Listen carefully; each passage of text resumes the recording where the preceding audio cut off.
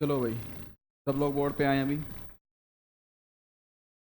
थोड़ी बहुत मोल कंसेप्ट की बात हम ऑलरेडी कर चुके हैं, ठीक है ना। लेकिन एक जो मेजर टॉपिक हम आज पढ़ने वाले हैं उसका नाम है empirical and molecular formula. Heading डालो जल्दी से, एम्पिकल एंड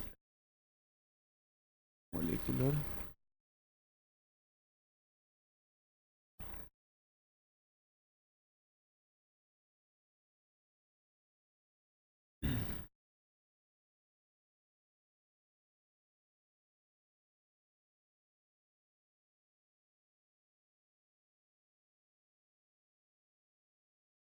ध्यान से सुनना इसको, ठीक है। और उसी के साथ सीखेंगे कि केमिकल फॉर्मूला को जनरेट कैसे करते हैं, क्या क्या स्टेप हैं जिससे हम केमिकल फॉर्मूला को जनरेट करते हैं। सबको आवाज़ क्लियर आ रही है मेरी? ठीक है, देखो एग्जाम्पल लेता हूँ, एग्जाम्पल से इसको सीखते हैं। सबसे पहले ग्लूकोज सबको पता है, ग्लूकोज का फॉर्मूला क्या होता है? ग्लूकोज होता है हमारा C6H12, ठीक है। और अगर मैं पूछूं इथेन का फॉर्मूला क्या होता है? C2H6। क्या होता है? C2H6,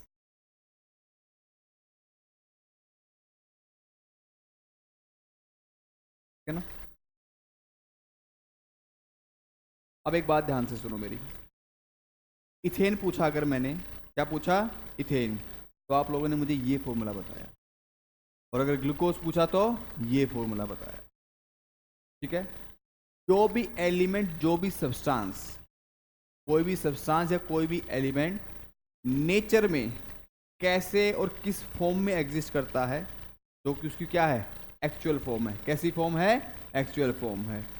वहां से जो हमें फॉर्मूला मिलता है, वहां से जो हमें फॉर्मूला मिलता है उसको हम क्या बोलते हैं? Molecular formula. क्या बोलते हैं? मॉलिक्यूलर फॉर्मूला, ठीक है। जो उसकी एक्चुअल स्टेट है, एक्चुअली वो कैसे एग्जिस्ट करता है, वहां से जो फॉर्मूला आता है वो क्या आता है? Molecular formula. क्लियर है बात सबको? तो ग्लूकोज के केस में हो गया C6H12O6, और सुक्रोज के केस में क्या हो जाएगा? C12H22O11। होता है कि नहीं होता है? बात क्लियर है? ठीक है। तो ये किसका क्या हो गया? Molecular formula. क्या हो गया? तो मैंने इसका नाम रख दिया यहां पे, ये इसका क्या है? मॉलिक्यूलर फॉर्मूला,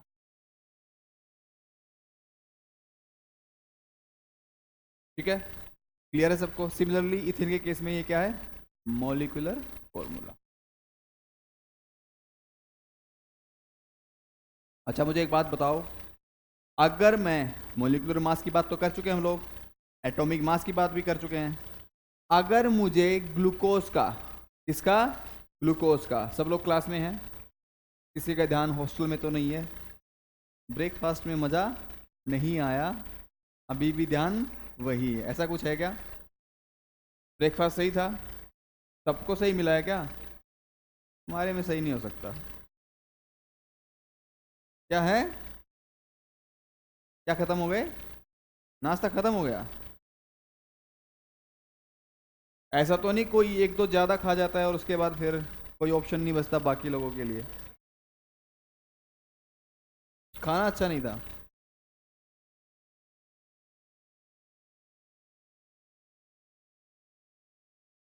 अरे बाप रे, इसके लिए तो तालियां होनी चाहिए। केमिस्ट्री को खाने से जोड़ दिया पूरा एकदम। गुड। अच्छा बताओ, ये अगर मॉलिक्यूलर फॉर्मूला है तो यहां से जो मास आएगा वो क्या आएगा? Molecular mass. कितना आएगा? कार्बन का कितना होता है? 12। तो 6 कार्बन के लिए 6 × 12 प्लस हाइड्रोजन का कितना? 1। तो 1 × 12 प्लस ऑक्सीजन का कितना? 16 × 6। ये 72 आ गया, ये 12 आ गया, और ये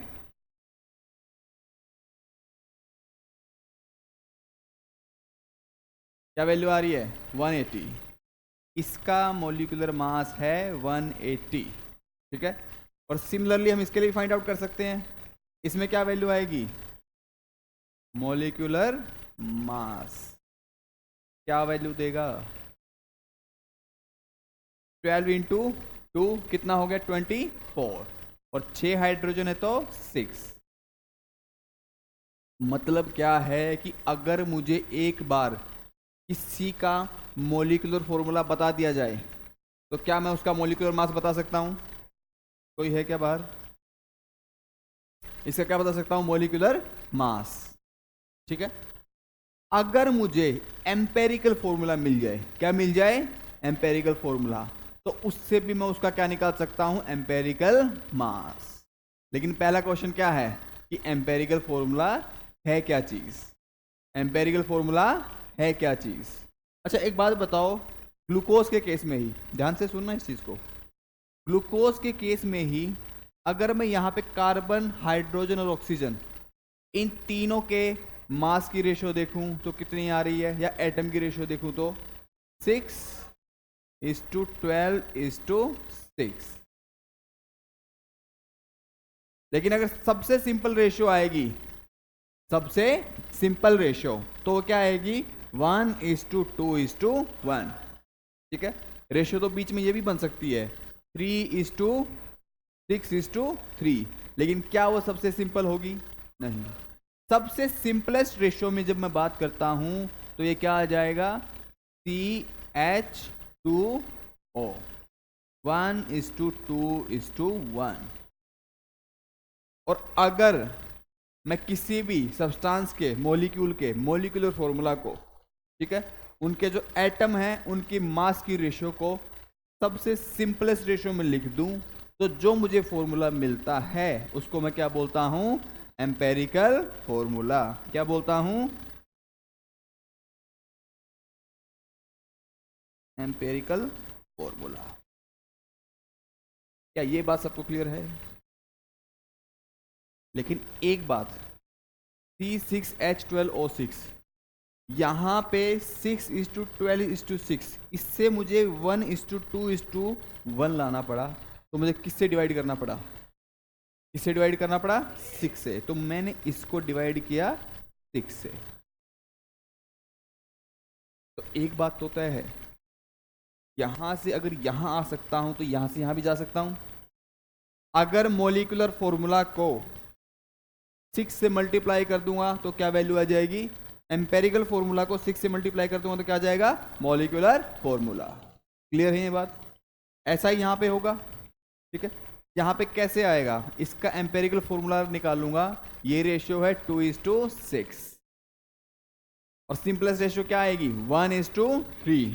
तो यहां पर क्या आ जाएगा CH3, और ये इसका क्या हो जाएगा, एम्पेरिकल फॉर्मूला। क्या ये बात सबको क्लियर है। और यहां किससे डिवाइड किया मैंने, 2 से, किससे डिवाइड किया, 2 से।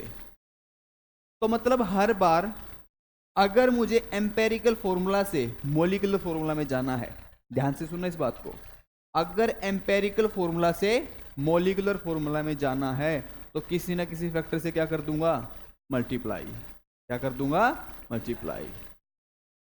तो मैं यहां से एक फॉर्मूला लिख सकता हूं क्या, यहां से एक फॉर्मूला लिख सकता हूं क्या, एम्पेरिकल फॉर्मूला इनटू n मुझे क्या देगा, मॉलिक्यूलर फॉर्मूला।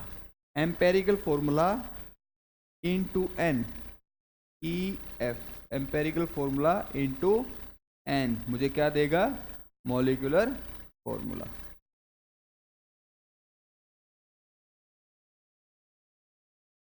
बात समझ में आ रही है, ठीक है।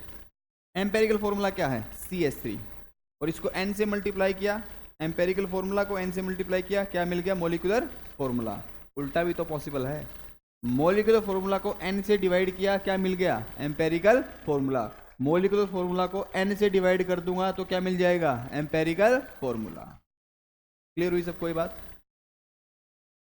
किसी को डाउट है इसमें। अच्छा एक बात बताओ, मैंने अभी बताया था कि कि अगर मोलिकुलर फॉर्मूला मिल जाए तो मोलिकुलर मास भी मिल जाता है। तो अगर एम्पेरिकल फॉर्मूला मिल गया तो एम्पेरिकल मास क्या होगा यहां पे, जल्दी बताओ क्या वैल्यू आएगी। 12 प्लस 2 प्लस 16, वैल्यू क्या आ रही है 30। और यहां पे क्या वैल्यू आएगी एम्पेरिकल मास की, 12 और 3 15। तो एम्पेरिकल मास मेरी क्या वैल्यू आ गई 15। अच्छा एक चीज देख रहे हो, अगर मैं एम्पेरिकल फॉर्मूला और मोलिकुलर फॉर्मूला की बात करता हूं तो यहां से मैंने किसी कॉमन फैक्टर n से मल्टीप्लाई किया। ये चीज मुझे कहां देखने को और मिल रही है, एम्पेरिकल मास और मोलिकुलर मास में भी। अगर एम्पेरिकल मास को किससे मल्टीप्लाई कर दूं 6 से तो क्या आ जाता है मोलिकुलर मास। बात क्लियर है। सेम चीज यहां पे ऑब्जर्व हो रही है, अगर एम्पेरिकल मास को उसी n से मल्टीप्लाई कर दूं कितने से 2 से तो क्या मिल जाता है मोलिकुलर मास। तो एक और फॉर्मूला मुझे यहां से मिल जाता है, एम्पेरिकल मास इनटू n मुझे क्या देगा मोलिकुलर मास। बात तो सेम है। हम कई बार भटक जाते हैं क्वेश्चन के अंदर, हमसे वो निकलवा तो लेता है एम्पेरिकल फॉर्मूला, लेकिन एम्पेरिकल फॉर्मूला निकालने के बाद हम ढूंढते रह जाते हैं क्या एम्पेरिकल मास। लेकिन एम्पेरिकल मास तो छिपा हुआ है कहाँ एम्पेरिकल फॉर्मूला में ही।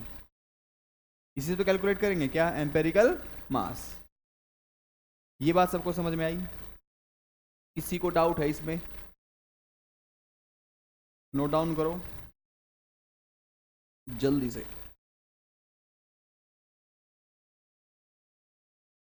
मतलब किसी भी मोलिकुलर फॉर्मूला को उसकी सिंपलेस्ट रेशियो में लेके आ रहे हैं तो उसको क्या बोल रहे हैं एम्पेरिकल फॉर्मूला।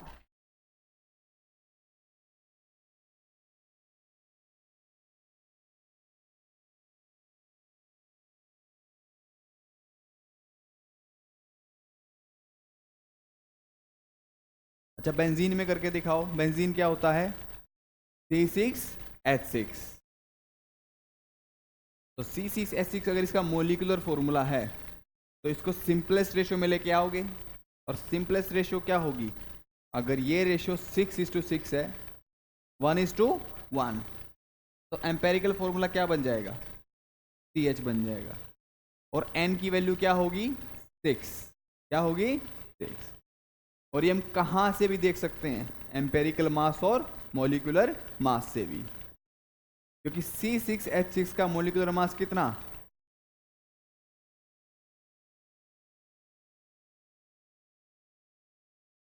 78 होगा, ठीक है। और CH का कितना होगा 13 multiply by n equal to 78। तो n की वैल्यू क्या आ गई 6। यहां से भी सेम आएगी और वहां से भी सेम आएगी। बात क्लियर है क्या, एक दो क्वेश्चन करके देखें कुछ। चलो किसी भी कंपाउंड में एलिमेंट का अगर वेट गिवन है तो वहां से पहले फॉर्मूला कैसे फाइंड आउट करते हैं, क्या फाइंड आउट करते हैं फॉर्मूला। पहले हमें ये आना चाहिए, नोट डाउन क्या सब नहीं है। एक क्वेश्चन देखते हैं और उससे उसका मेथड सीखते हैं, क्या सीखते हैं मेथड। क्वेश्चन क्या है देखो ध्यान से, on analysis a certain compound was found to contain iodine. Iodine और साथ में क्या है ऑक्सीजन, ठीक है। आयोडीन और क्या है ऑक्सीजन है। मेथड देखना मैं कैसे कर रहा हूं क्वेश्चन को।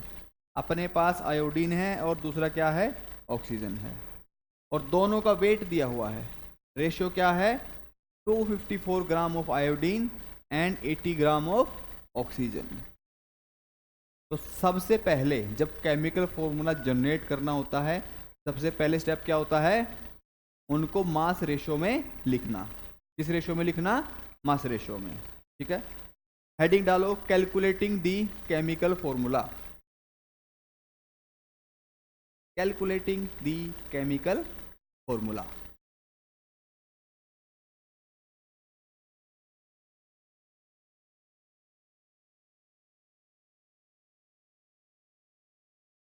फर्स्ट है स्टेप 1 लिखो। Step 1 determination of percentage of each ratio. Determination of percentage of each element, ratio नहीं, determination of percentage of each element. Number 2, step number 2 determination of mole ratio. Determination of mole ratio.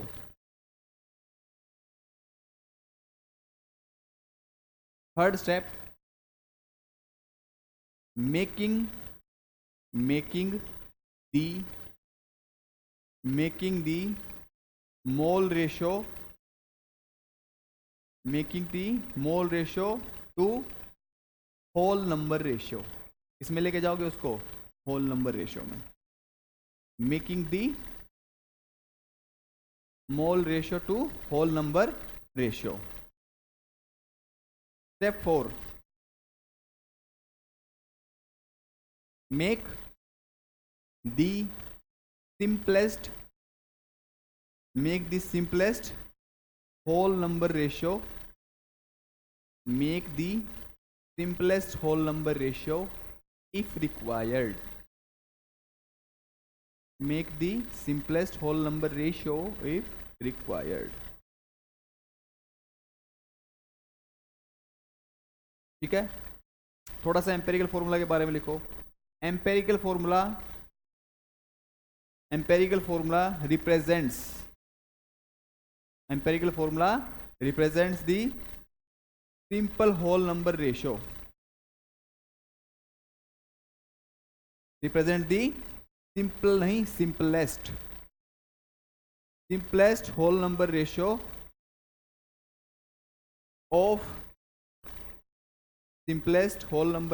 Of various elements या atoms present in a molecule.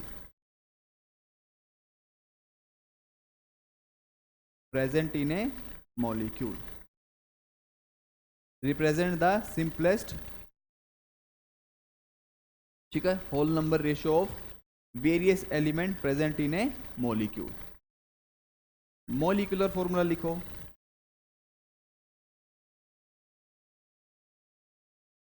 Present in simplest whole number ratio, ठीक है। Molecular formula, it represent the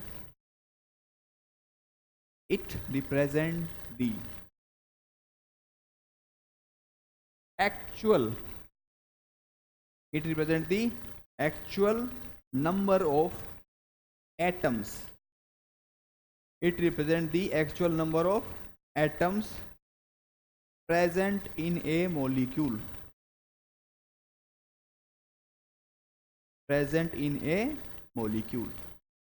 लिखा सबने, ठीक है। जो actual number of atoms present हैं उनको क्या बोलते हैं, मॉलिक्यूलर फॉर्मूला। लेकिन उसी को हम सिंपलेस्ट होल नंबर रेशियो में ले आए तो उसको हम क्या बोलते हैं, एम्पेरिकल फॉर्मूला, ठीक है। और केमिकल फॉर्मूला अगर डिराइव करना है तो पहला स्टेप क्या है, उनकी क्या लिखनी है, परसेंटेज लिखनी है। क्या लिखनी है, परसेंटेज। दूसरा स्टेप क्या है, मोल रेशियो में लिखना उसको। कौन सी रेशियो में, मोल रेशियो में, ठीक है। तीसरा स्टेप क्या है, मोल रेशियो को होल नंबर, ठीक है। और फोर्थ स्टेप क्या है, उसको सिंपल करना है।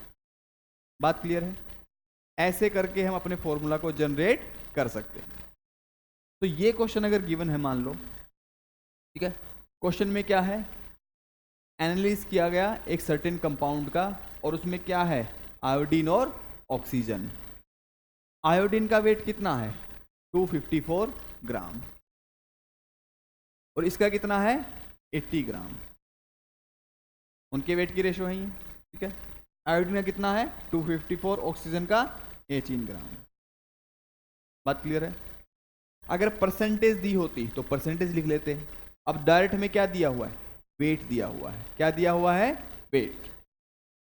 What is the formula of compound? क्या पूछ रहा है? कंपाउंड का फॉर्मूला क्या होगा? तो पहला स्टेप तो हमें ऑलरेडी करके दिया उसने,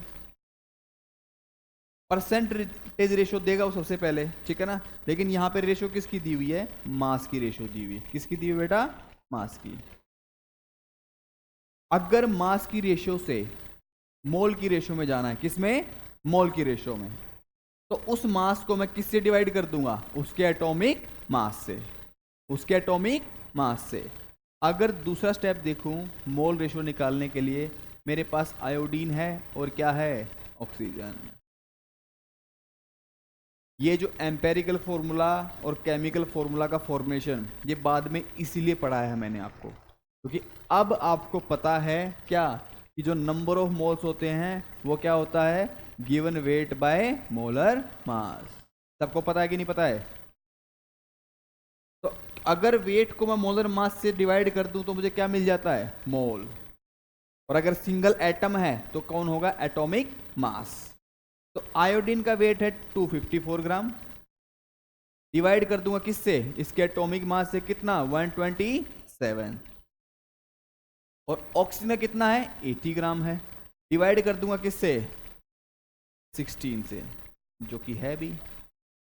ये किसकी रेशो आ गई? मोल की रेशो। किसकी रेशो आ गई? मोल की रेशो। आयोडीन के मोल्स इज टू ऑक्सीजन के मोल्स। क्या वैल्यू आ रही है? ये 2 और ये, तो होल नंबर में ले आते हैं इसको। तीसरा स्टेप क्या था? उसको होल नंबर में लेके आना। आयोडीन 2 आ चुका है, ऑक्सीजन कितना आ चुका है? 5। क्या इससे और सिंपल हो सकता है? हमें और इसे सिंपल करने की रिक्वायरमेंट नहीं है। तो फोर्थ स्टेप में कुछ और सिंपल हो नहीं सकता है, तो वैल्यू क्या आ जाएगी? I2O5। कौन सा ऑप्शन है? ऑप्शन। क्या सबको समझ में आया? जल्दी से नोट डाउन करो इसको। एक एक स्टेप को देख के जाना है। ये किसकी रेशियो है? वेट की रेशियो है। किसकी रेशियो है? वेट की रेशियो। ये रेशियो किसकी है? मोल की रेशियो है। किसकी? मोल की। और उसके बाद उसको किस में ले दिया? सिंपल होल नंबर में। Simple whole number ratio. और उससे भी अगर कुछ हो सकता है तो उसको और सिंपलेस्ट में लेके आएंगे, बट यहां पे ऑलरेडी सिंपलेस्ट में वो है। क्या सबको क्लियर है ये बात?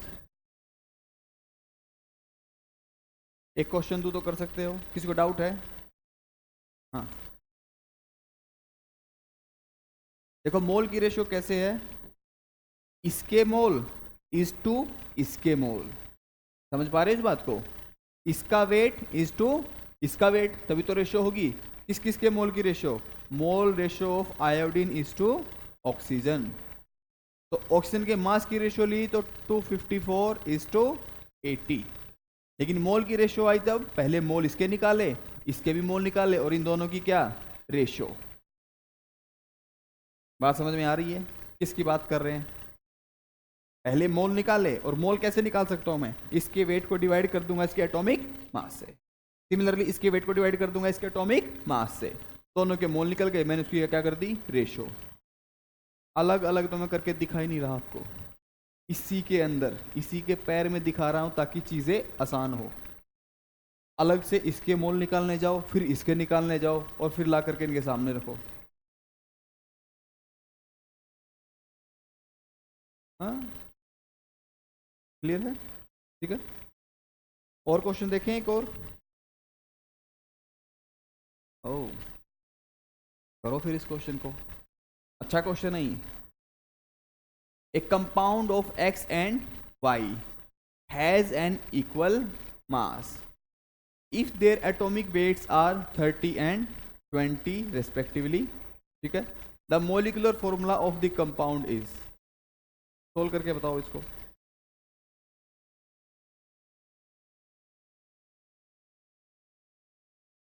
ये अच्छा क्वेश्चन है।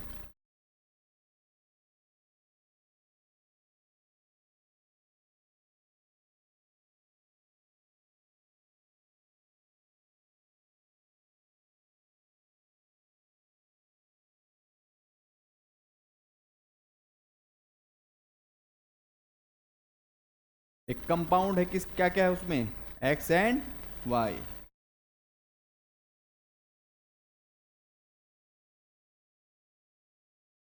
बहुत इजी क्वेश्चन है, थोड़ा सा ट्रिक लगेगा बस इसमें, दिमाग को दौड़ाना स्टार्ट करो।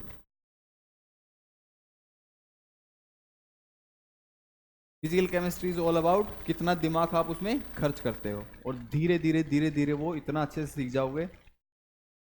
अच्छा क्या बोल रहा है, इक्वल मास, ये है इसका की पॉइंट। ये मास क्या है, इक्वल है।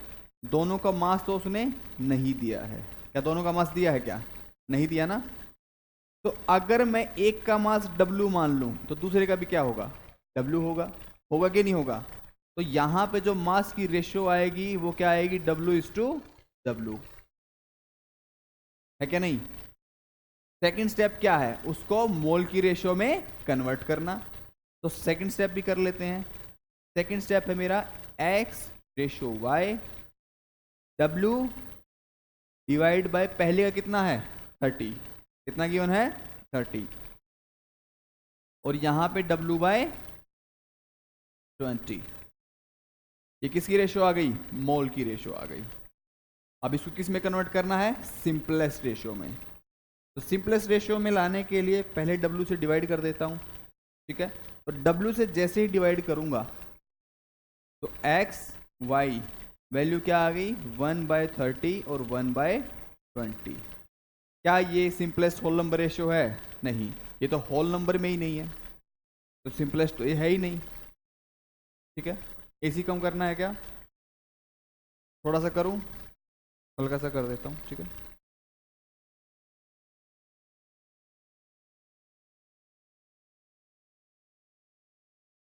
ठीक है, सिंपलेस्ट रेशियो में कैसे आ सकता है ये,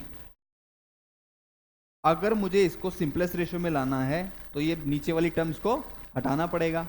तो कोई ऐसी टर्म से मल्टीप्लाई करूं जिससे दोनों हट जाएं। 10 से मल्टीप्लाई करके देख लूं क्या, अगर 10 से मल्टीप्लाई करूंगा तो वैल्यू क्या आई, 1/3 और 1/2। अभी भी ये सिंपलेस्ट होल नंबर रेशियो में नहीं आया है। तो किसी ऐसी टर्म से मल्टीप्लाई कराओ जिससे 3 भी हट जाए और 2 भी हट जाए।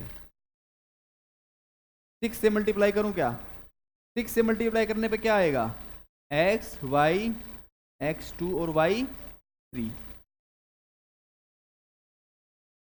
खेल खत्म क्वेश्चन का, X2 Y3, option number third. क्या जो बताया समझ में आया, चीज क्लियर हुई।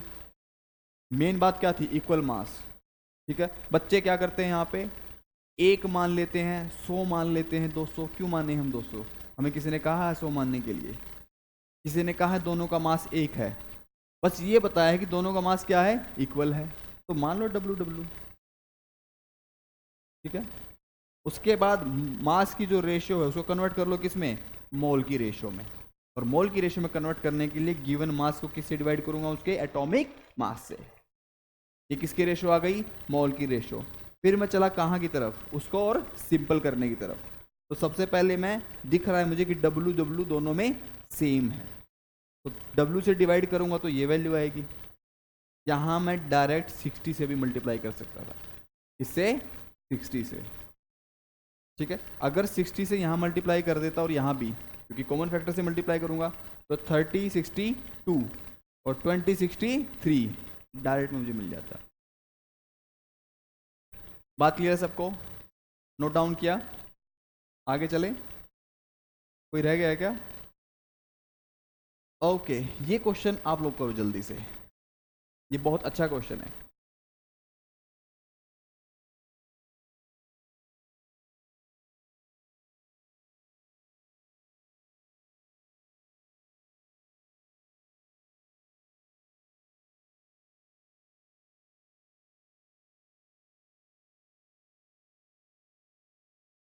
कौन कौन एटम प्रेजेंट हैं, कार्बन है, हाइड्रोजन है और नाइट्रोजन है। तो पहली बात तो जो जो एटम दिए हुए हैं उनको ऐसे लिख लेना, ठीक है, मैंने लिख लिया उनको, क्लियर है बात।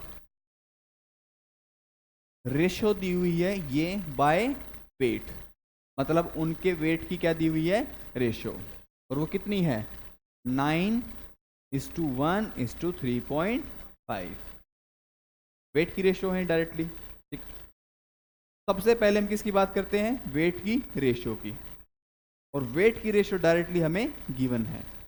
वेट की रेशियो के बाद कहाँ जाते हैं, मोल की रेशियो। ये बात तो क्लियर सबको। तो सेकंड स्टेप में कहाँ जाएंगे, मोल की रेशियो। और यहां पे मोल की रेशियो कैसे आएगी, C9 डिवाइड बाय व्हाट 12। क्या आएगा, इसके मास को मैंने किससे डिवाइड कर दिया, मोलर मास से। हाइड्रोजन में क्या आएगा 1 डिवाइड बाय 1, और नाइट्रोजन में क्या आ जाएगा 3.5 डिवाइड बाय 14। क्लियर है सबको। तो ये किस रेशियो में लिख दिया, मोल की रेशियो में। अब चलेंगे इसको सिंप्लीफाई करने। कैसे सिंप्लीफाई करेंगे, 9 और 12 है तो 3/4, ठीक है। CHN ये आ गया 3/4। हाइड्रोजन तो 1 ही है, और 3.4 और नीचे 14। 3.4 को 4 से मल्टीप्लाई कर दो तो क्या देगा, 3.5 को 4 से मल्टीप्लाई कर दो तो क्या देगा, जल्दी से कैलकुलेट करो। क्या दे रहा है, 14 दे रहा है। तो 3.5 4 ज़ा 14, तो यहाँ पे क्या आ गई वैल्यू 1/4। क्या ये सिंपलेस्ट होल नंबर रेशियो है, नहीं। सिंपलेस्ट बनाने के लिए नीचे वाले को भगाना पड़ेगा। पूरे उसको किससे मल्टीप्लाई कर दूं, 4 से। तो सिंपलेस्ट होल नंबर रेशियो में क्या आएगा, C3H4N1, ठीक है, C3H4N1।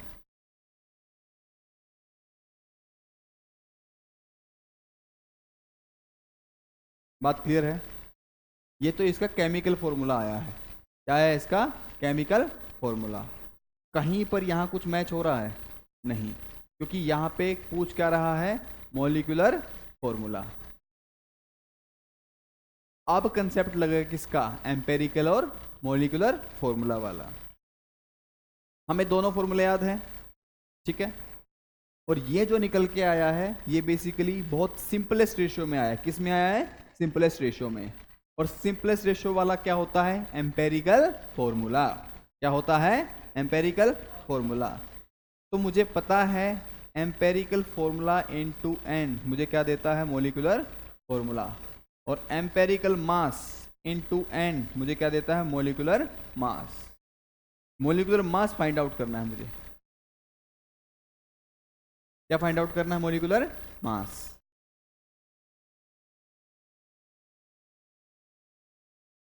कैसे फाइंड आउट करोगे बताओ। मोलर मास दिया हुआ है, तो मोलर मास गिवन है, तो मुझे क्या निकालना है, एन की वैल्यू फाइंड आउट करनी। क्या फाइंड आउट करनी है, एन की वैल्यू। क्यों निकालना, क्या है, मॉलिक्यूलर फॉर्मूला, ये मुझे फाइंड आउट करना है। मेरे पास एम्पेरिकल फॉर्मूला है, ये रहा एम्पेरिकल फॉर्मूला, ठीक है। यहां पे एम्पेरिकल फॉर्मूला की वैल्यू रखूंगा, ये मुझे चाहिए, तो मुझे क्या निकालना पड़ेगा पहले, एन, है ना। एन मुझे निकालना पड़ेगा, और एन निकलेगा कहां से, एन तो यहां से निकलेगा। ये वैल्यू क्या है 108 equal to n into empirical mass. Empirical mass कहां पे है, एम्पेरिकल फॉर्मूला से आएगा। और कितनी वैल्यू है इसकी, 12 इंटू 3 प्लस 4 प्लस 14। क्या वैल्यू आ रही है, एम्पेरिकल मास कितना आ गया 54। इसको कहाँ रखेंगे, यहाँ पे, इस इक्वेशन के अंदर। एम्पेरिकल मास इंटू एन मुझे क्या देगा, मॉलिक्यूलर मास। तो ये 54 है, ये मुझे फाइंड आउट करना है, ये क्वेश्चन में गिवन है। तो एन की वैल्यू क्या आ गई 2। अब मुझे पता है क्या, एम्पेरिकल फॉर्मूला इंटू एन मुझे क्या दे देगा, मॉलिक्यूलर फॉर्मूला, ठीक है। तो एम्पेरिकल फॉर्मूला क्या है, C3H4n, और यहाँ पे 2 से मल्टीप्लाई कर दूंगा तो क्या आ जाएगा, मोलिकुलर फॉर्मूला। कार्बन कितने हो गए, 6, हाइड्रोजन 8, नाइट्रोजन 2। क्या कोई ऑप्शन मैच कर रहा है, ऑप्शन फर्स्ट। कितनों को समझ में आया ये, हैंड रेज करो। कितनों को समझ नहीं आया है, दोबारा रिपीट करने की जरूरत है, ठीक है दोबारा देखते हैं इसको एक बार। यहां तक क्लियर है, ये चीज यहां तक क्लियर है सबको, ठीक है। उसके आगे देखते हैं।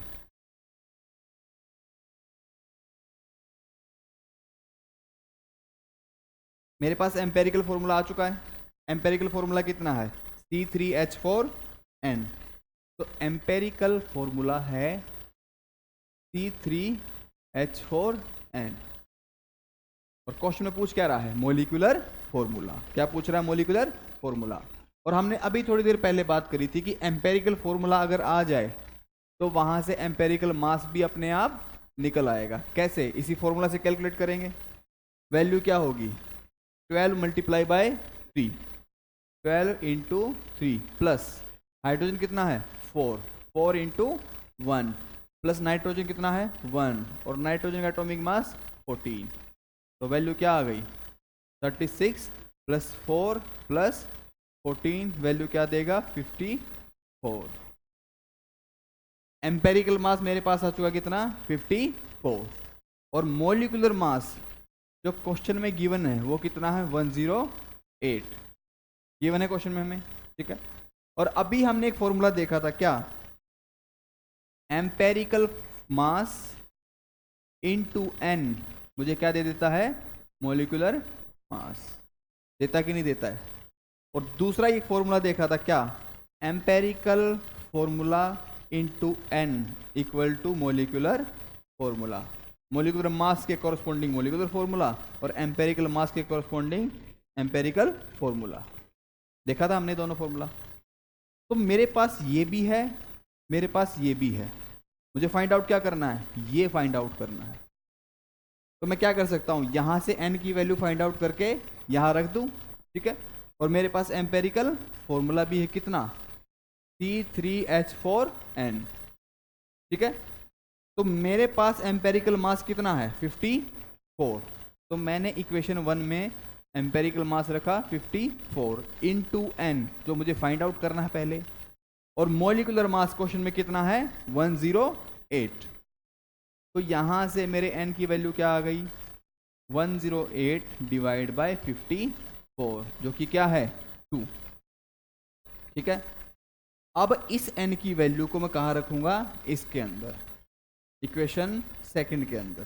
तो यहां पे एम्पेरिकल फॉर्मूला कितना ऑलरेडी C3H4n, इसको किससे मल्टीप्लाई करूंगा 2 से, मेरा क्या आ जाएगा मोलिकुलर फॉर्मूला।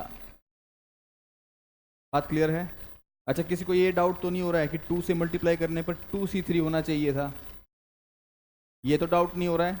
ये एक्चुअल में क्या होता है, ये एक्चुअल में ऐसे होता है, एम्पेरिकल फॉर्मूला इसके पैर में n मुझे क्या देगा मोलिकुलर फॉर्मूला। ज़्यादा एक्यूरेटली कैसे होता है, ऐसे होता है। बात क्लियर है, ठीक है।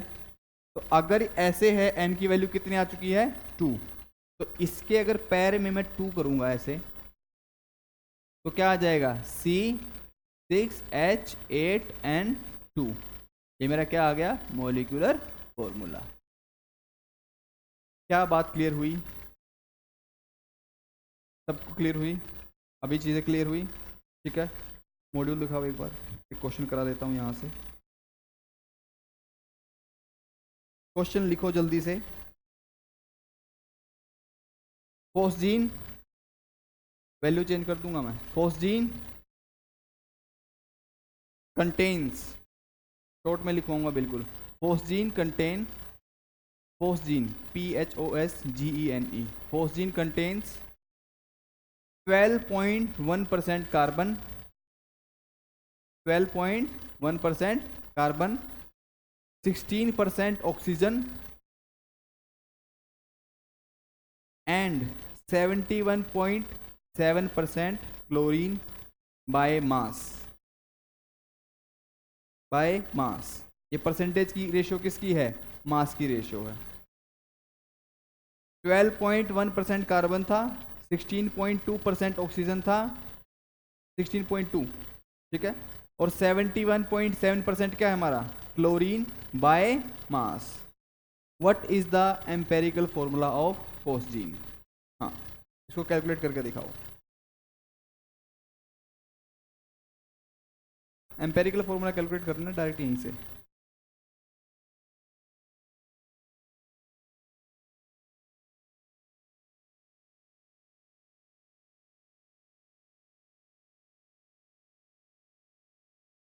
क्वेश्चन बहुत इजी है। क्वेश्चन में है क्या क्या? कार्बन, हाइड्रोजन और ऑक्सीजन। कार्बन की परसेंटेज कितनी है? 12.1, ऑक्सीजन की 16.2 और क्लोरीन की 71.7%। एम्पेरिकल फॉर्मूला फाइंड आउट करना है। अच्छा, इन तीनों को जोड़ के देखें तो क्या बन रहा है? तीनों को जोड़ने पर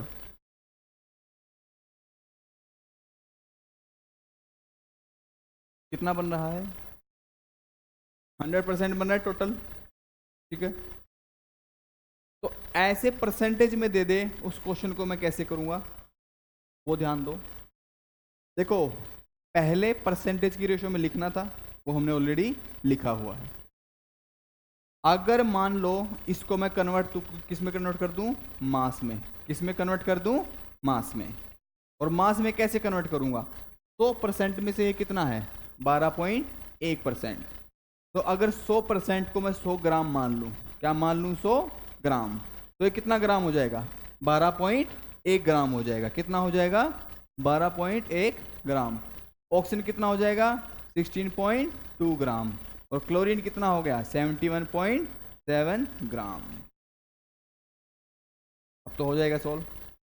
ये किसकी रेशियो आ गई? वेट की रेशियो आ गई है। किसकी आ गई? वेट की रेशियो। यहां से अगला स्टेप क्या होगा? मोल की ratio. Carbon 12.1 divide by 12, oxygen 16.2 divide by 16 और क्लोरीन 71.7 डिवाइड बाय 35.5।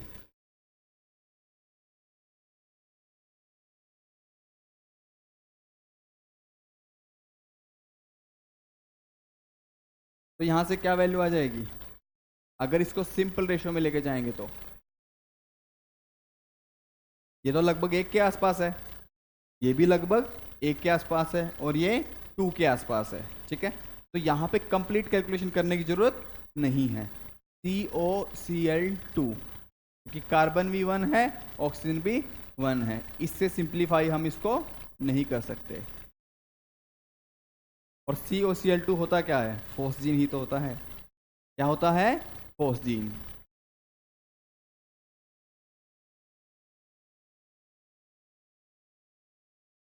कंफ्यूज मत हो जाना कि फोस्जीन में फॉस्फोरस होता है, ठीक है।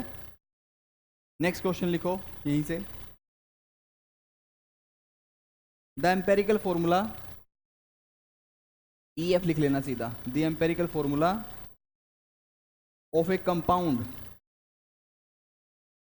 The empirical formula of A compound of molecular mass is, of molecular mass 120, of molecular mass 120 is CH2O, CH2O। The molecular formula of compound is question mark. The molecular formula of compound is question mark.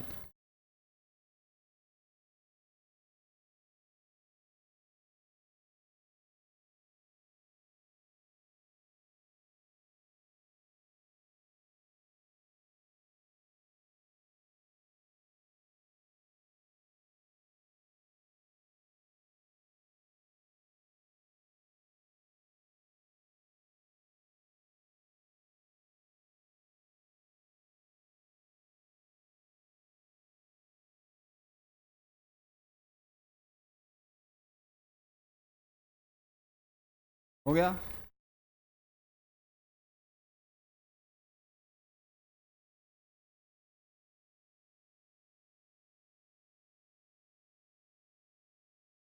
क्या पूछा question में? Empirical मास पूछा है,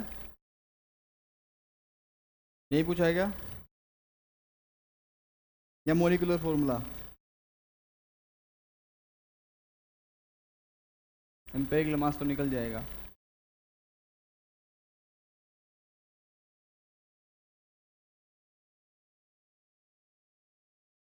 solve हुआ? Solve करके देखें इसको एक बार। एक कंपाउंड का क्या दिया हुआ है? एम्पेरिकल फॉर्मूला, जिसका मोलिकुलर मास कितना है? 120, और एम्पेरिकल फॉर्मूला है कितना? CH2O। ध्यान से सुनना इस बात को भी, बहुत छोटी चीज़ है, फॉर्मूले सिर्फ दो हैं। पहला फॉर्मूला क्या है? एम्पेरिकल फॉर्मूला, इसके पैर में N equal to molecular formula. Empirical mass into N equal to molecular mass. ठीक है, इसको ऐसे भी लिख सकते हैं या फिर मल्टीप्लाई बाय N भी लिख सकते हैं, है ना? क्या दिया हुआ है? एम्पेरिकल फॉर्मूला दिया हुआ कितना? CH2O। तो EF की वैल्यू है बेटा कितनी? CH2O। और मैंने ये कहा था कि अगर एम्पेरिकल फॉर्मूला गिवन है तो एम्पेरिकल मास भी वहीं से मिल जाएगा। एम्पेरिकल मास कितना है यहाँ से? कार्बन का 12, हाइड्रोजन का 2 और ऑक्सीजन का 16। क्या वैल्यू आ गई? 30। ठीक है, क्वेश्चन में क्या पूछ रहा है? Molecular formula. ये निकालने के लिए ये मेरे पास है, मुझे पहले क्या निकालना पड़ेगा? N।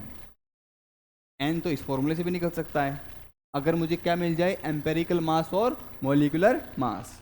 मोलिकुलर मास क्वेश्चन में कितना है? 120। एम्पेरिकल मास कितना है? 30। तो N की वैल्यू क्या आ जाएगी यहाँ से?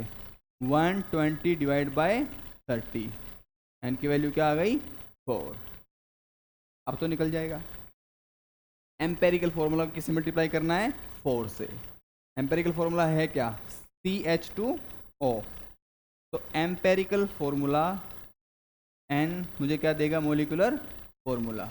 एम्पेरिकल फॉर्मूला क्या है? CH2O और यहाँ पे 4, वैल्यू क्या आ गई? C4H8O2। C4H8O2।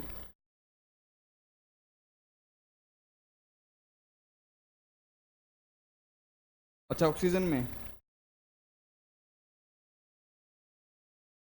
क्लियर है बात?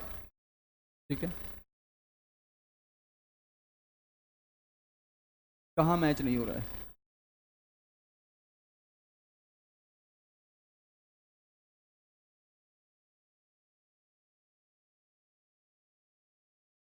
जो आंसर है यही है। ठीक है, काट दो उसको जो दिया है कहीं पे आंसर। ऑप्शन ही नहीं है मिस।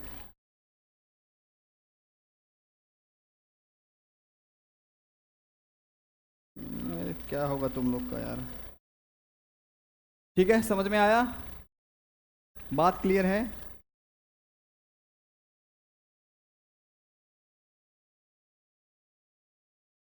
चलो एक और क्वेश्चन कराता हूँ आपसे। जल्दी से करो इस क्वेश्चन को। मॉल की प्रैक्टिस तो सबकी है, ठीक है? लास्ट क्लास में कौन कौन नहीं था? Which of the following contain the greatest number of atoms? Atoms find out करने आते हैं। ये तो मोल कंसेप्ट का क्वेश्चन है।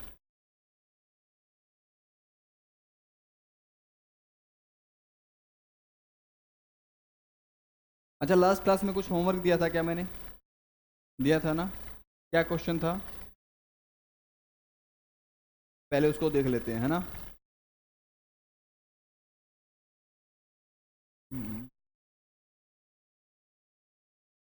क्या होमवर्क था बताओ? क्वेश्चन क्या था? Find number of proton and electron in 64 gram O2। और क्या दिया था? 32 ग्राम ऑफ, और 18 ग्राम H2O, और क्या था बस। तो फर्स्ट केस है क्या, 64 ग्राम ऑफ O2। इसमें नंबर ऑफ मोल्स कितने होंगे, कितने होंगे, कैसे हुए वो, given weight divide by molar mass, यही तो होता है नंबर ऑफ मोल्स। ठीक है, कितनों को नहीं निकालने आते नंबर ऑफ मोल्स, अभी भी नहीं आते हैं तो मैं एक बार बता दूंगा, कोई प्रॉब्लम नहीं है, सबको आते हैं निकालने। किसी को डाउट है, किसी सिंगल स्टूडेंट को भी, तो मैं दोबारा बता सकता हूँ अभी, क्योंकि अभी नहीं समझ में आए तो दोबारा भी नहीं समझ आएंगे। ठीक है, देखो नंबर ऑफ मोल्स कैसे निकालते हैं उसको फिर से देख लेते हैं एक बार। जिन लोगों ने देखा हुआ है उनका थोड़ा सा रिवाइज हो जाएगा। ठीक है, ध्यान से सुनना इस चीज को, ये अच्छा मौका तुम्हारे लिए। नंबर ऑफ मोल्स की जब मैं बात करता हूं, नंबर ऑफ मोल्स, तो एक मोल में कितने एटम होते हैं, 6.022 इंटू 10 टू पावर 23 एटम्स। इतने एटम्स, मोलिक्यूल या पार्टिकल को हम क्या बोलते हैं, 1 मोल। ठीक है, तो अगर एक मोल में एटम्स निकालने जाऊंगा तो कितने आएंगे, 6.022 इंटू 10 टू पावर 23। इतने नंबर को मैं क्या बोलता हूं, एवोगैड्रो नंबर। क्या बोलता हूं, एवोगैड्रो नंबर। अगर मोल 2 हैं तो क्या हो जाएगा, 2 इंटू Na, और अगर मोल 3 है तो 3 इंटू Na, होगा कि नहीं होगा।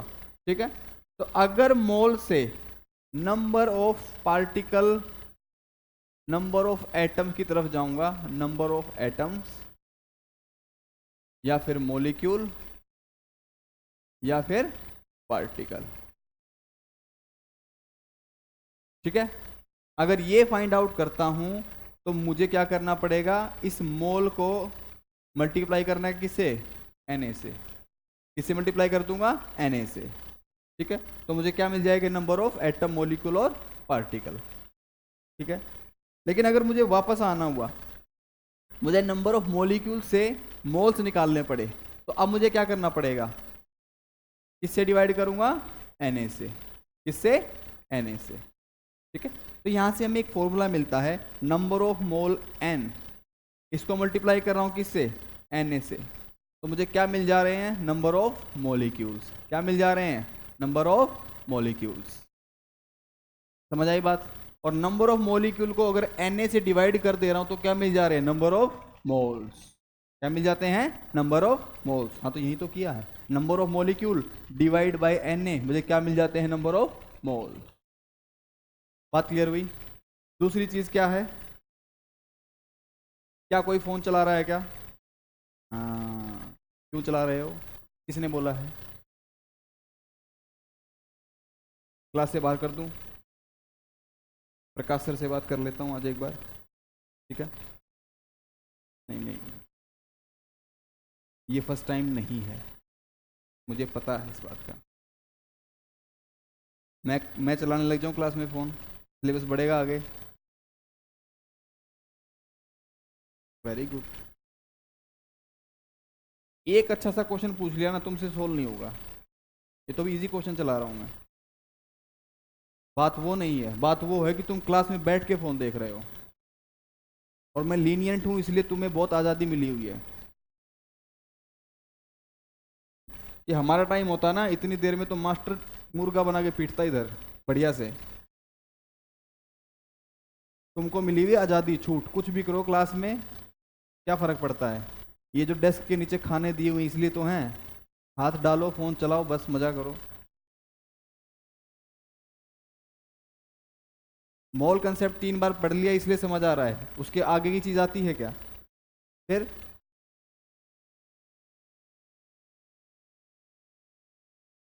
आगे किसके बारे में बात होती है, वेट के बारे में। किसके बारे में, वेट या फिर गिवन मास।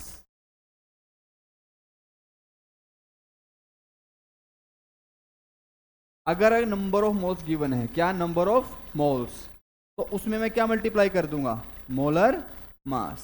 क्या मल्टीप्लाई कर दूंगा, मोलर मास। तो मुझे क्या मिल जाएगा, गिवन मास मिल जाएगा। क्या मिल जाएगा, गिवन मास या फिर वेट।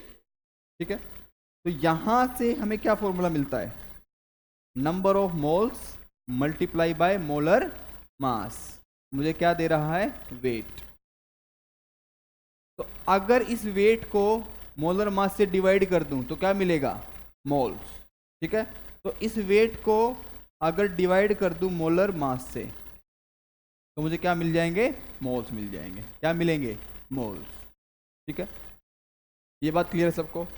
अगर दे दे 22 ग्राम ऑफ CO2, क्या दे दे 22 ग्राम ऑफ CO2, तो उस वेट को डिवाइड कर दूंगा किससे, मोलर मास से, तो मुझे क्या मिल जाएंगे, नंबर ऑफ मोल्स। ये बात क्लियर है सबको। ठीक है, तीसरा क्वेश्चन, तीसरा टाइप क्या है, वॉल्यूम। क्या है, वॉल्यूम। और जब वॉल्यूम की बात करते हैं तो किसकी बात करते हैं, एसटीपी की। किसकी बात करते हैं, एसटीपी की।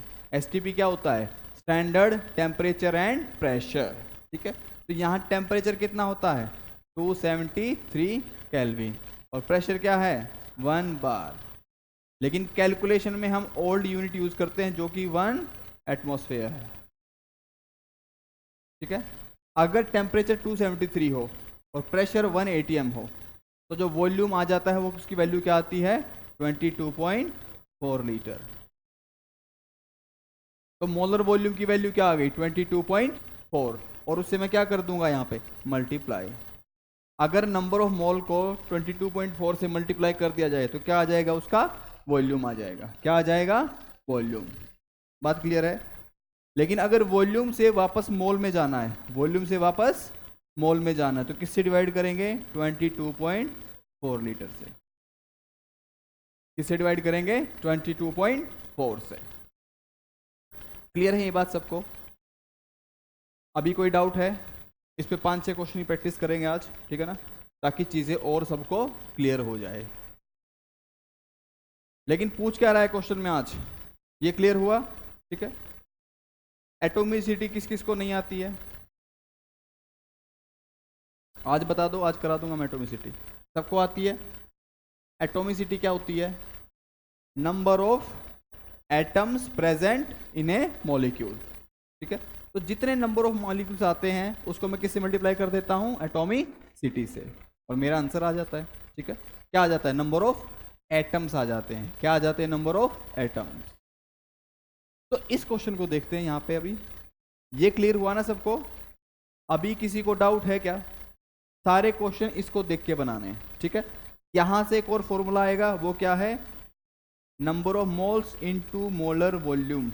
मुझे क्या देगा, एक्चुअल वॉल्यूम देगा, और मोलर वॉल्यूम की वैल्यू क्या है, 22.4 लीटर। तो n into 22.4 equal to V, और ये 22.4 लीटर में है तो ये वॉल्यूम भी किस में आएगा, लीटर में आएगा। क्लियर है सबको ये बात। ठीक है, जिसको यहां से यहां जाने में प्रॉब्लम हो रही है वो क्या याद रखेगा, इन तीनों फॉर्मूलाज को। ठीक है, लेकिन कुछ भी क्वेश्चन में दे दे, कुछ भी, ठीक है, हमें क्या फाइंड आउट करना है, नंबर ऑफ मोल्स, वो पहले फाइंड आउट करने, क्योंकि नंबर ऑफ मोल्स कहाँ है, सेंटर में है। अगर वेट से वॉल्यूम में जाना पड़ जाए तो वेट से पहले कहाँ जाएंगे, मोल की तरफ, और मोल से फिर कहाँ जाएंगे, वॉल्यूम की तरफ। ये बात क्लियर है सबको, कोई डाउट है क्या। ठीक है, 64 ग्राम ऑफ O2 दिया हुआ है, तो इस केस में नंबर ऑफ मोल्स कितने हो जाएंगे, 64 ग्राम ऑफ O2 दिया हुआ है, इसका weight divide by molar mass, मुझे क्या दे देगा, नंबर ऑफ मोल्स। तो 64 डिवाइड बाय 32, कितने मोल आ गए, 2 मोल आ गए। कितने आ गए, 2 मोल। और नंबर ऑफ मॉलिक्यूल्स कितने आएंगे, number of mole multiply by Na, मुझे क्या देगा, नंबर ऑफ मॉलिक्यूल्स, कितने आ गए, 2Na। ठीक है, मुझे निकालना क्या है, number of electron and proton. Number of electron,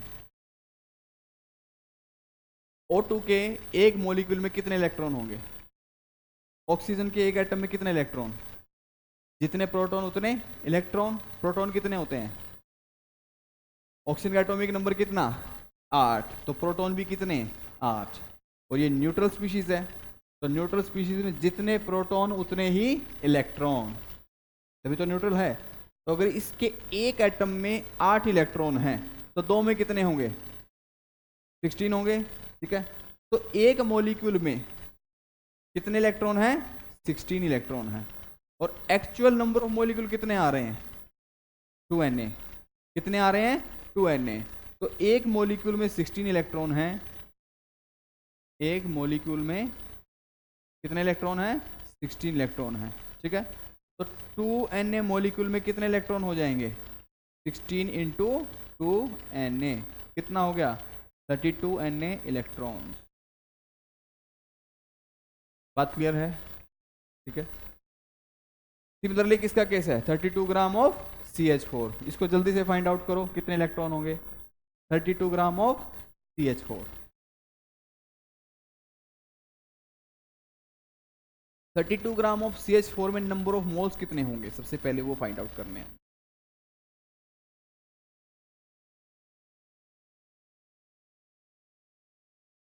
बाकी सब लोग फाइंड आउट करो जल्दी से।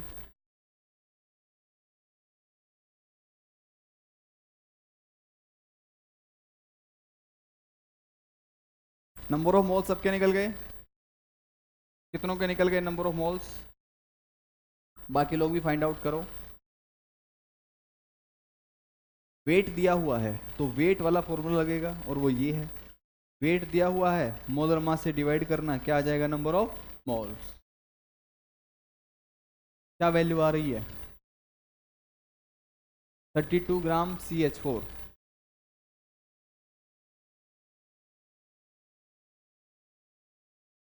32 ग्राम ऑफ CH4। ठीक है, तो नंबर ऑफ मोल्स कितने आ जाएंगे? गिवन वेट कितना है? 32। मोलर मास कितना है? 16। वैल्यू क्या आ रही है? 2। क्लियर है सबको? ठीक है, नंबर ऑफ मोल्स 2, तो नंबर ऑफ मॉलिक्यूल्स कितने आ गए? 2 इंटू Na। 2Na। अब बात हो रही है CH4 की। CH4 के एक मॉलिक्यूल में कितने इलेक्ट्रॉन हैं? 6 तो कार्बन के पास हैं और 4 हाइड्रोजन के पास है। कितने हो गए टोटल? 10। तो CH4 के एक मॉलिक्यूल में जो इलेक्ट्रॉन हैं वो हैं 10 इलेक्ट्रॉन। हमारे पास मॉलिक्यूल आ कितने रहे हैं? 2Na। तो 2Na मॉलिक्यूल में कितने इलेक्ट्रॉन होंगे? 2Na multiply bye 10। क्या वैल्यू आ गई? 20Na। इस Na को मत भूल जाना, ऑप्शन में Na हटा के देता है, 20 भी देगा और 20 Na भी देगा, तो जल्दबाजी में Na को खा मत जाना। बात क्लियर है? ठीक है, कितनों को समझ आया ये? बाकी लोग सबको समझ आया? ठीक है, अगला बना पाओगे इसमें? क्या है next? 18 gram of H2O। 18 gram of H2O, इसको ब्रैकेट में लिखो वेपर। टीम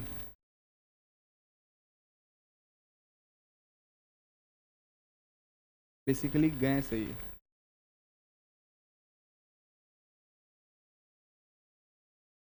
इस क्वेश्चन में क्या होगा? नंबर ऑफ मोल्स निकालने चलूंगा, तो 18 डिवाइड बाय 18, क्या वैल्यू आ रही है? 1। तो नंबर ऑफ मॉलिक्यूल्स क्या आ गए? Number of mole multiply by Na। मोल कितना है? 1 इंटू Na। तो Na मॉलिक्यूल्स आ गए। अब एक मॉलिक्यूल में कितने इलेक्ट्रॉन हैं? 8 इसके पास है और 2 हाइड्रोजन के पास है, तो कितने इलेक्ट्रॉन हो गए? 10। कितने हो गए? 10। ऑक्सीजन का एटॉमिक नंबर 8। 8 प्रोटॉन और 8 इलेक्ट्रॉन। हाइड्रोजन में एक इलेक्ट्रॉन, तो दो में कितने? 2 हो जाएंगे। तो टोटल इलेक्ट्रॉन कितने हो गए? 8 + 2 10। तो H2O के 1 मॉलिक्यूल में कितने इलेक्ट्रॉन हैं? 10 इलेक्ट्रॉन हैं। और मेरे पास मॉलिक्यूल हैं कितने? Na। तो Na मॉलिक्यूल में कितने इलेक्ट्रॉन होंगे? 10 Na। बात क्लियर है सबको? किसी कोई डाउट है? सबको समझ आया? ठीक है।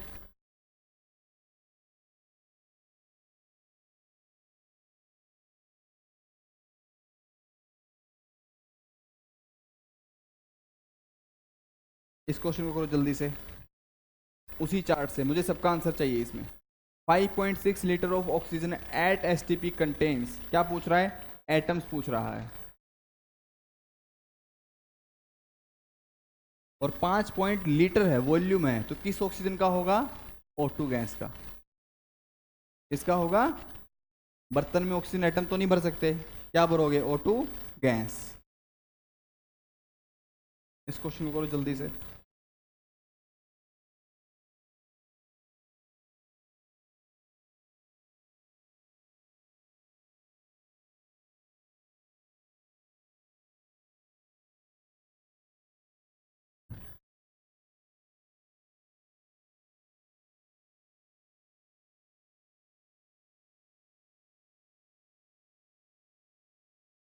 मोल कंसेप्ट सिर्फ कैलकुलेशन का है बस। देख रहे हो हर जगह क्या कर रहे हैं? कैलकुलेशन ही तो है।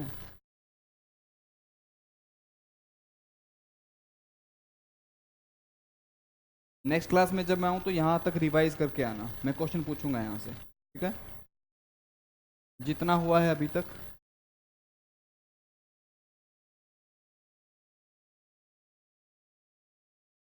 ऑप्शन नंबर थर्ड, देखते हैं, चेक करेंगे इसको भी। उस चार्ट को देखते जाओ, डायग्राम को, और क्वेश्चन को सॉल्व करते जाओ जो गिवन है और जहां तक पहुंचना है। वॉल्यूम गिवन है, एटम निकालने हैं, तो पहले क्या निकालना पड़ेगा? मोल।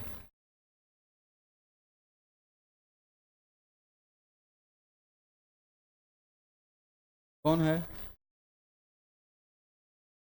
कौन है? किससे लेनी है? अरे कौन है इसका रूममेट?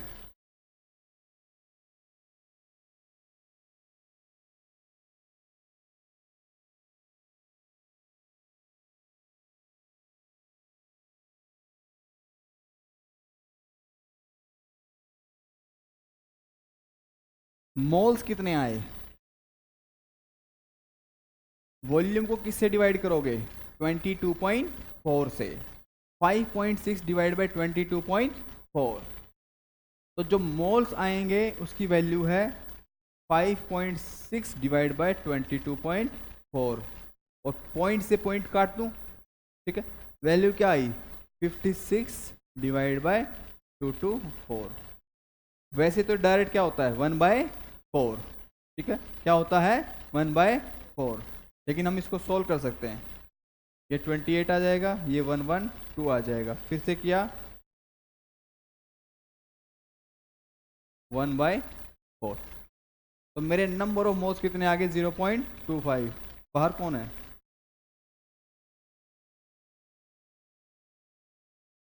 क्यों खड़े हो इधर?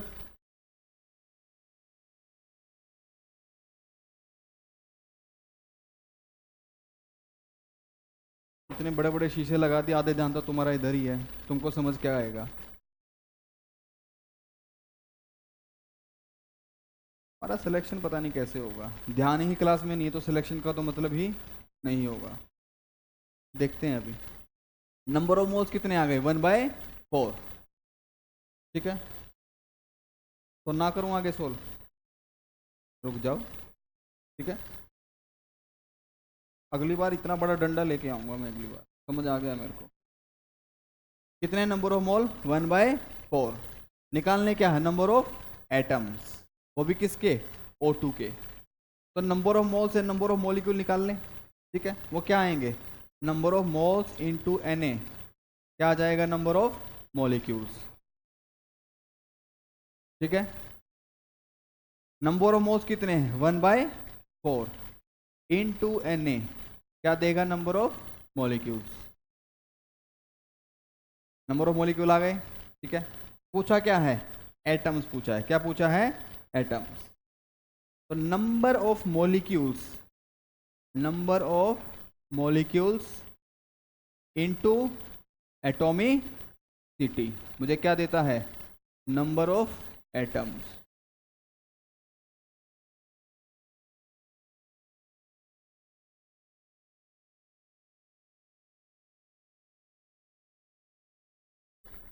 बात क्लियर है?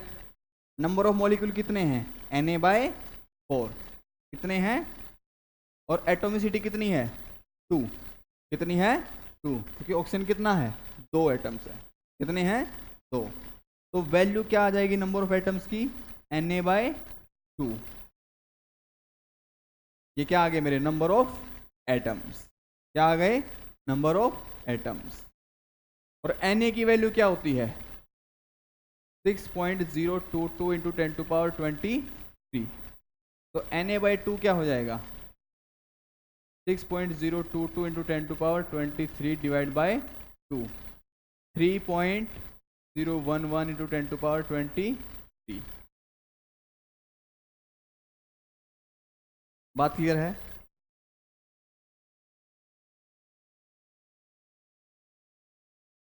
क्लियर है सबको? नोट डाउन कर लो जिसको नोट डाउन करना है, आगे बढ़ते हैं फिर क्वेश्चन में।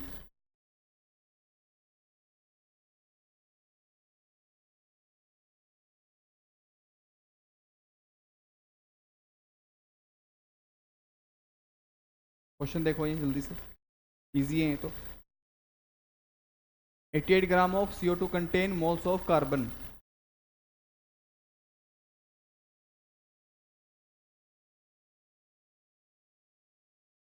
इसमें एक दो चीज और निकाल दो, ठीक है।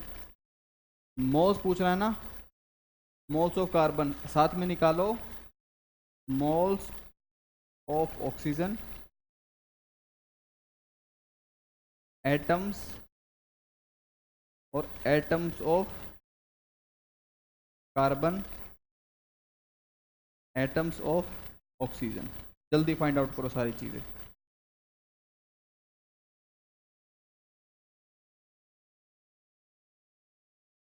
इसी में मोल्स ऑफ ऑक्सीजन बताओ, टोटल नंबर ऑफ एटम्स बताओ, एटम्स ऑफ कार्बन और एटम्स ऑफ ऑक्सीजन बताओ।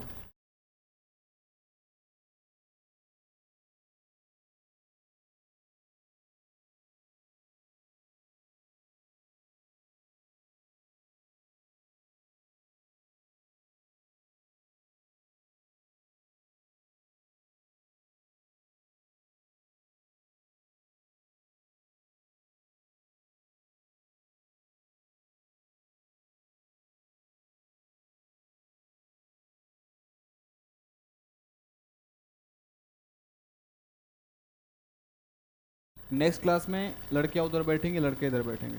बात क्लियर है? अपने आप ही बिना कहे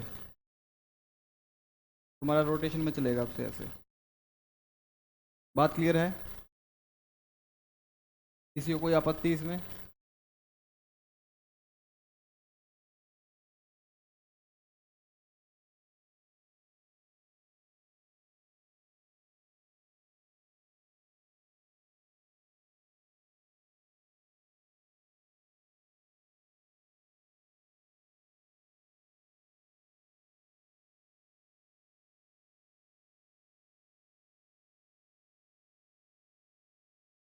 आंसर आया किसी का?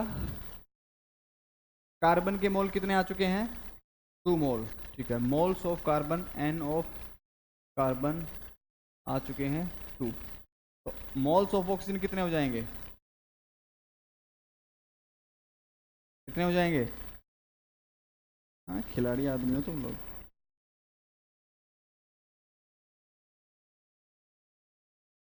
हाँ, मोल्स ऑफ CO2 कितने हैं, CO2 के मोल्स कितने हैं 2 है। Number of moles of CO2 2 है। अभी ध्यान से सुनते जाना इस बात को। अगर CO2 का 1 मोल है, कितना 1 मोल है, तो उसमें कार्बन कितना है 1 है, तो कार्बन का मोल भी कितना हो जाएगा 1। लेकिन ऑक्सीजन कितना है 2, तो CO2 का अगर 1 मोल है तो ऑक्सीजन के कितने मोल हो जाएंगे 2 मोल हो जाएंगे। कितने हो जाएंगे 2 मोल। ये बात क्लियर है? 1 mole of CO2 contain 2 mole of oxygen and 1 mole of carbon. तो जितने CO2 के मोल होंगे उससे दुगने मोल होंगे किसके? ऑक्सीजन के। और उतने ही मोल होंगे किसके? कार्बन के। ये बात क्लियर है? ठीक है, समझ नहीं आई?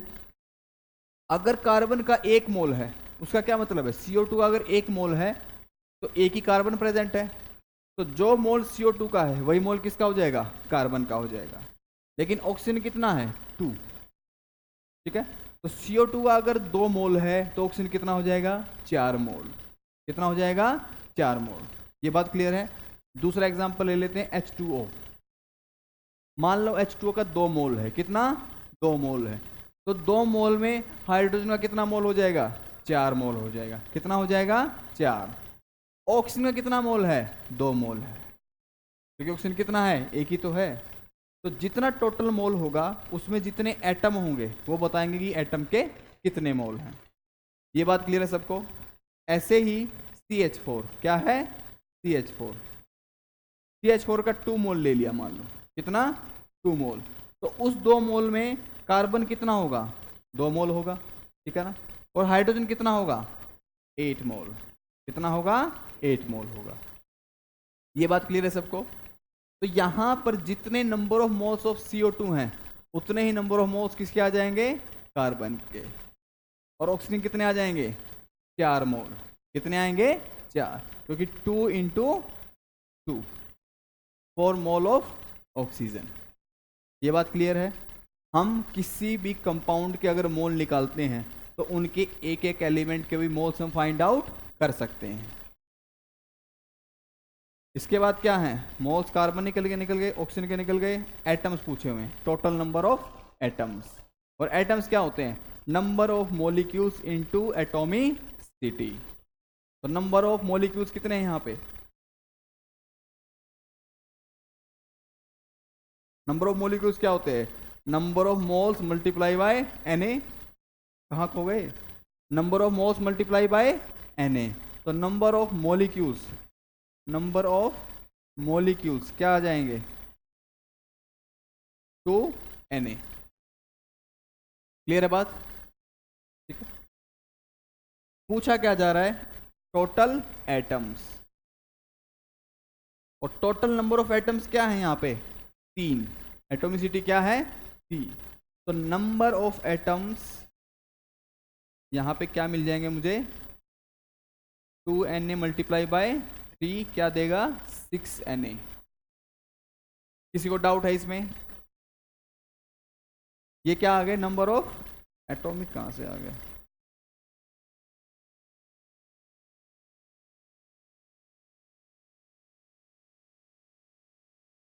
बात क्लियर है? ठीक है, number of moles of carbon निकल गए, moles of oxygen, number of atoms. अब क्या पूछ रहा है? Atom of carbon. जितने एटम CO2 के होंगे उतने एटम किसके होंगे? कार्बन के होंगे। तो यहाँ पे number of atoms of carbon, number of atoms of carbon कितने हो जाएंगे? 6Na। सेम ही तो है। अगर इनके मोल बराबर हैं तो इनके एटम भी क्या होंगे? बराबर होंगे। बात क्लियर है? लेकिन बोल दे number of atom of oxygen, तो टोटल एटम मल्टीप्लाई बाय 2 कितना हो जाएगा? 6Na इंटू 2 क्या हो जाएगा? 12Na। बात क्लियर है सबको? किसी को कोई डाउट है?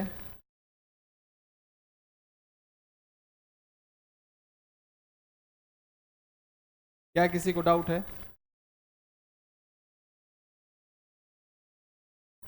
ये गलत लिख दिया क्या मैंने? यहाँ पे 6Na नहीं आएगा।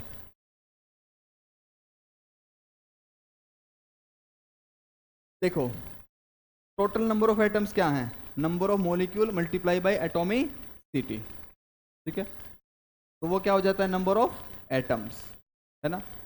लेकिन नंबर ऑफ मॉलिक्यूल से एटम ऑफ कार्बन निकालने, क्या निकालने? Atom of carbon. तो molecule 2Na multiply by carbon, और कार्बन की एटॉमिसिटी कितनी यहाँ पे? 1। कितनी है? 1। तो यहाँ पे क्या आएगा वैल्यू? 2Na। ठीक है, और ऑक्सीजन कितने हैं? 2। तो ऑक्सीजन कितने हैं? 2। तो 2Na into 2 equal to 4Na। और दोनों को मिला के किसके बराबर है? 6Na के बराबर। जल्दी से नोट डाउन करो, बहुत इंपॉर्टेंट क्वेश्चन है ये। कई बार क्वेश्चन में क्या पूछ लेता है, नंबर ऑफ एटम ना पूछ करके बोल देता है find out the number of oxygen atom. क्या पूछ लेता है? Oxygen atom. सबसे पहले ऑप्शन में दिया होगा 6Na, और हम नंबर ऑफ एटम निकाल के भाग जाते हैं। निकालना क्या है? Number of oxygen atom. उसकी वैल्यू क्या है? 4Na।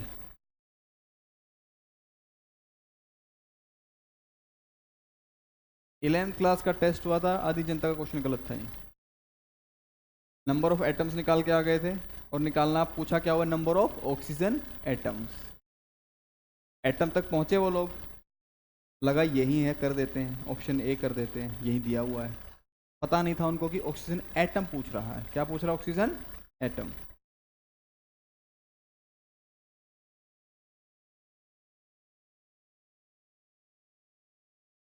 क्या समझ में आया सबको?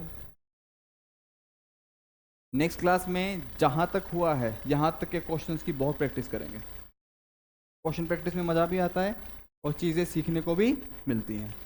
ठीक है, उस टाइम में थोड़े बेसिक और थोड़े से अच्छे क्वेश्चन लेके आऊँगा आप लोगों को। बात क्लियर है? ठीक है, नेक्स्ट क्लास में कोई भी एब्सेंट नहीं होगा।